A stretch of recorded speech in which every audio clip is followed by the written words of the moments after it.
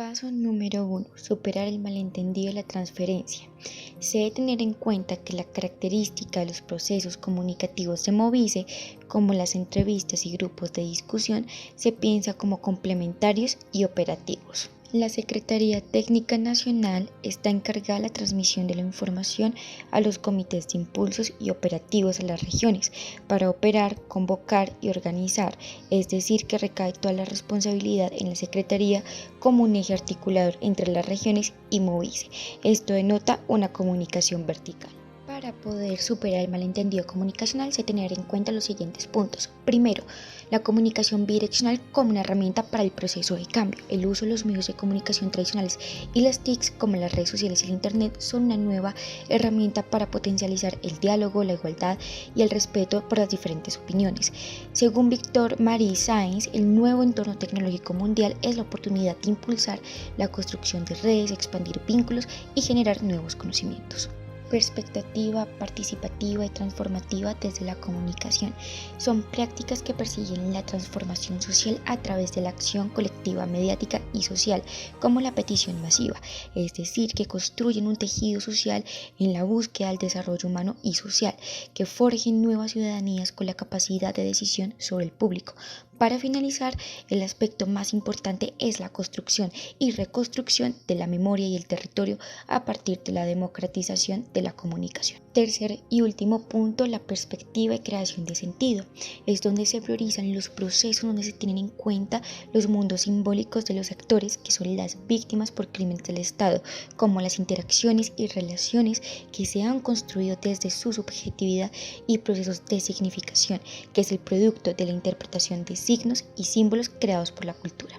Paso 2. Reposicionamiento de la metáfora de los canales de la comunicación. Movice se mueve en un contexto nacional y estatal. Las víctimas del conflicto armado en el país, consolidadas por el Registro Único de Víctimas desde 1985 al 2015, son de 7.867.385, siendo así cerca del 16% de la población que se encuentra en condición de víctimas del conflicto armado. En los departamentos, el registro de víctimas no se encuentra exclusivamente en zonas del país, salvo en los departamentos de Tolima, Huila, donde tuvieron inicio algunos grupos guerrilleros, Córdoba, con larga historia del paramilitarismo, Risaralda y Arauca, con presencia permanente de grupos guerrilleros como lo son el ELN. Las víctimas se presentan en todo el territorio nacional. Sobresalen 3 momentos de mayor registro de víctimas del conflicto armado. El primero entre los años 1995 y 2001, en donde las acciones de grupos guerrilleros toman mayor fuerza producto de la ampliación del control territorial. El segundo momento entre el 2001 y el 2007, evidencia el descenso significativo del reporte de víctimas que se relaciona con el repliegue de grupos armados ilegales. El tercer momento, del 2008 al 2012, experimenta un nuevo incremento de las acciones y por ende de las víctimas. Coincide el descenso desde el 2013 con el acercamiento de las FARC y el Estado en el marco del proceso de paz. Las víctimas se concentran mayoritariamente en la región occidental, en la región de los Llanos Orientales y en el 2015, piedemonte amazónico del país. El canal usado será la radio, pues este da la posibilidad de llegar a más regiones donde el internet o la televisión no son posibles. Paso 3. Explorar qué tipo de completamiento pone en juego a los actores. Los mensajes actúan potenciando o neutralizando ideas. En este punto hablaremos de la exploración de los actores, por lo que las emociones de las víctimas dentro de la expresión de los relatos y experiencias de crímenes de Estado cumplen la función de respuesta frente a acontecimientos que les permiten movilizarse por medio de sus pérdidas. Por otra parte, desde un punto de vista comunitario y político, las emociones hacen parte esencial del proceso colectivo, debido a que vinculan la acción e intención de los actores, potencializando la decisión de unirse a una colectividad. Finalmente, las emociones resignifican, dramatizan simbólicamente y generan nuevos espacios para los sujetos, ya que políticamente hablando, esto les permite transformar las acciones individuales y colectivas por medio del control y la estigmatización con el fin de evitar la problematización. Por otra parte, es importante resaltar que por medio del lenguaje se da sentido al mundo, por lo que los sujetos a partir de este dan un sentido a su entorno por medio de la configuración de símbolos y acciones. Por ejemplo, las víctimas del Estado recurren a la narración como estrategia de supervivencia ante situaciones deshumanizantes, buscando la reivindicación por medio de la exteriorización de sus vivencias con el fin de tener reparación y apoyo. Concluyendo, la palabra constituye una lucha por la identidad, la memoria, la interacción con el mundo y consigo mismo. Parte también encontramos mensajes que potencian o neutralizan ideas. Primero, la víctima como motor ético de la sociedad. Partimos del reconocimiento de los sujetos y sus historias después del hecho violento por medio de su visión, la cual configura la identidad y legitimidad del relato, la cual le permite emerger siendo reconocido como un motor ético de debate sobre la violencia del país, posterior a la invisibilidad o negación por parte del Estado, el cual ha configurado a la víctima como un vehículo de la memoria. Segundo, la universalización de la verdad. La verdad no solo depende de la memoria, también depende de la aclaración y explicación de los hechos no oficiales por medio de fotografías o símbolos que reafirman la veracidad de las historias de las víctimas y que se incorporan a la versión que reconoce el Estado con el objetivo de construir y vincular de forma colectiva a la sociedad. Tercero, la víctima como sujeto de derechos humanos. Hay que entender el concepto de víctima desde la mirada de los derechos humanos, por lo que la Asamblea General de las Naciones Unidas define el término como personas que de forma individual o colectiva han sufrido daños o lesiones físicas, mentales o emocionales como consecuencia de acciones u omisiones que violen la legislación y atenten contra su integridad. El concepto de víctima amplía su sentido en diferentes campos. Por ejemplo, de forma social, la identidad de las víctimas se constituye desde el reconocimiento de la experiencia que comparte como individuo o como grupo. También podemos verlos como sujetos políticos, ya que al reconocerse bajo la identidad colectiva se vuelven visibles para la sociedad, adquiriendo la reivindicación de derechos fundamentales por su condición. Paso 4. Como parte de la estrategia comunicativa, se analizan las matrices socioculturales de los actores involucrados. Resaltamos los siguientes en una gama amplia de grupos pertenecientes a Movice. Colectivo de abogados José Alvear Restrepo busca que investiguen, juzguen y sancionen a sus responsables y exige reparación integral de los daños causados tanto individual como colectivamente, así como la reconstrucción del tejido social. El colectivo trabaja por la verdad, la justicia, las garantías de no repetición y la paz con justicia social del colectivo de abogados José Alvear Restrepo. El colectivo de abogados se mueve en el ámbito jurídico. Es una organización referente a nivel nacional e internacional en atención a las víctimas de la violencia política para la construcción y aplicación de una propuesta de exigibilidad y justiciabilidad de los derechos humanos en el marco de la legislación nacional e internacional que asegure la convivencia pacífica, el pluralismo y la diversidad. Unión Patriótica. El movimiento de víctimas de crímenes de Estado siente propios los colosales esfuerzos de las víctimas y los sobrevivientes del Partido Comunista Colombiano y de la Unión Patriótica por conocer la verdad plena, acceder a una justicia que castigue plenamente a los promotores y autores del genocidio político que se ha perpetrado en su contra. Ejemplo claro de esto fue el 12º Encuentro Nacional de Víctimas del Exterminio contra el Partido de Izquierda Unión Patriótica de Colombia. El evento, organizado por las familias de las 5.000 víctimas de la Unión Patriótica, busca honrar la memoria de los asesinados, desaparecidos, torturados, exiliados y perseguidos por el paramilitarismo, el narcotráfico y agentes del Estado a finales de los años 80 y comienzos de los años 90.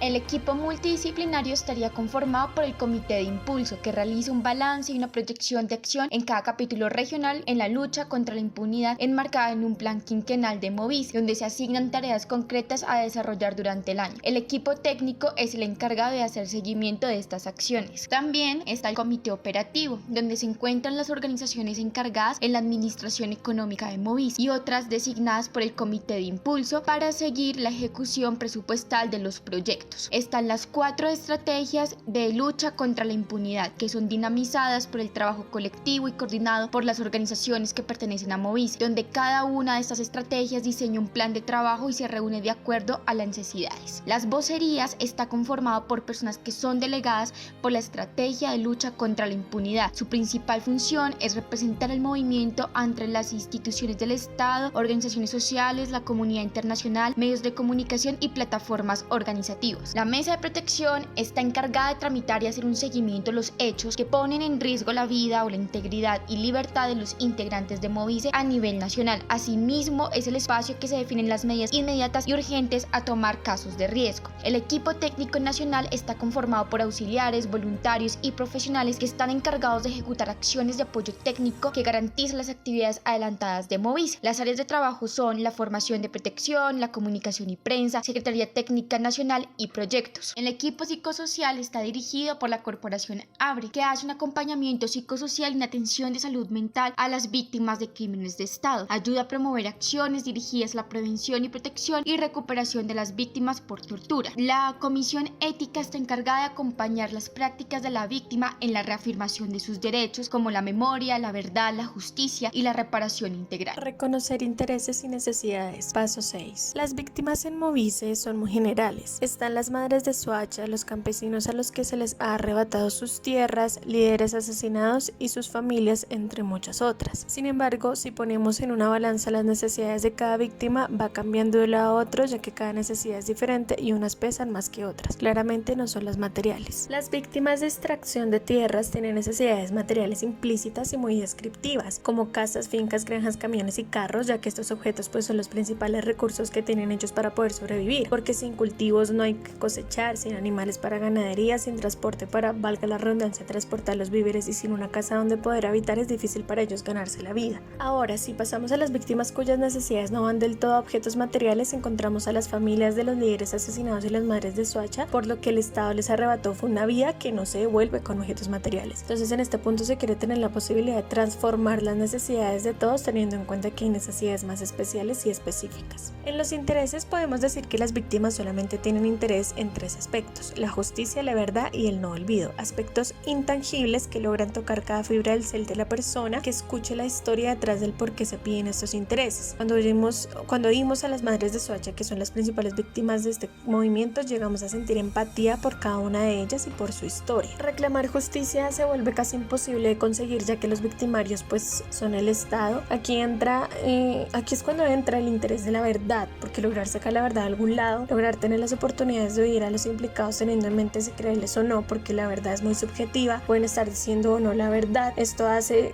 que se pelee por la misma de una manera fuerte y persistente. Aquí es donde entra el no olvido, no olvidar tanto el daño, rencor, odio y sufrimiento que se les hizo a las víctimas, no olvidar que después de tanto tiempo se sigue luchando por lo mismo, por la justicia y la verdad detrás de cada historia. Iniciar la conversación. Paso 7. En aspectos técnicos, todo problema tiene aspectos técnicos que fallan, por eso mismo se considera un problema, porque tiene algo que no están dando como debería. En lo técnico podemos decir que es el mal manejo que ha tenido el Estado frente a los casos de sus víctimas, frente a no buscar del todo la verdad ni la justicia, desviar la atención de cada paso o prueba que se va teniendo en cada crimen. En aspectos políticos y administrativos, en este punto nos encontramos con la Ley de Víctimas 1448 del 2011, la cual tiene grandes falencias como en temas de vivienda y restitución de tierras. En los años que quedan por venir tendrá que replantearse la ley desde la premisa de que todas las acciones deben materializarse en los territorios y que más allá de la indemnización lo más importante es la dignificación del ser humano, hacer entender que el problema no se basa en reponer algo robado o una vida quitada por plata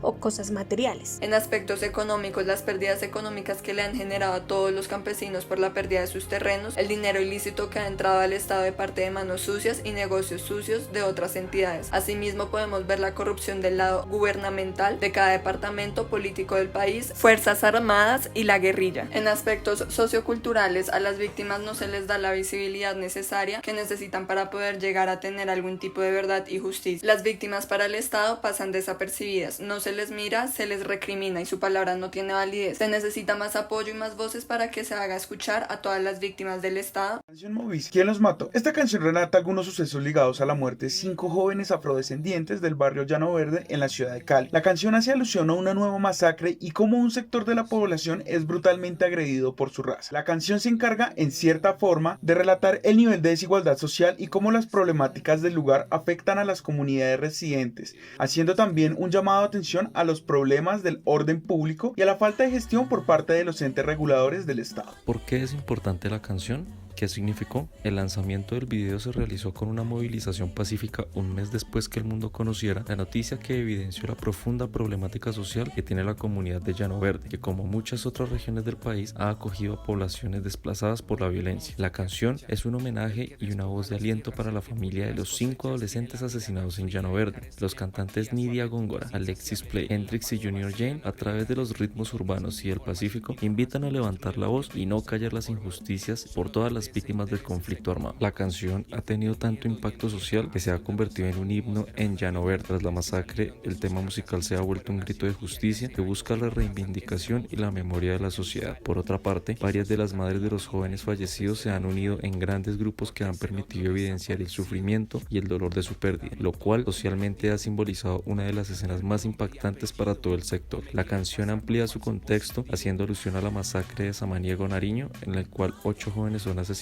el 15 de agosto del 2020. La lideresa juvenil de la generación B+N Nariño ha dado emotivas pláticas en donde expone cómo el contexto violento del país afecta a la juventud y a todo el entorno social, y cómo estas masacres han permitido evidenciar la falta de compromiso por parte de las autoridades, que solo han logrado exponer la falta de protección hacia la población. Igualmente han logrado generar más indignación gracias a la falta de empatía, la cual solo ha logrado estigmatizar a los jóvenes y revictimizar a las familias. Durante el año 2020, la Oficina de la ONU para los Derechos Humanos en Colombia ha redactado un documento en el cual hace referencia a 66 masacres en las que 225 personas fueron asesinadas en 18 diferentes departamentos del país. Con el pasar del tiempo, varios artistas han destacado que en la actualidad todas estas muestras de violencia y agresión son la antesala de un movimiento muy potente.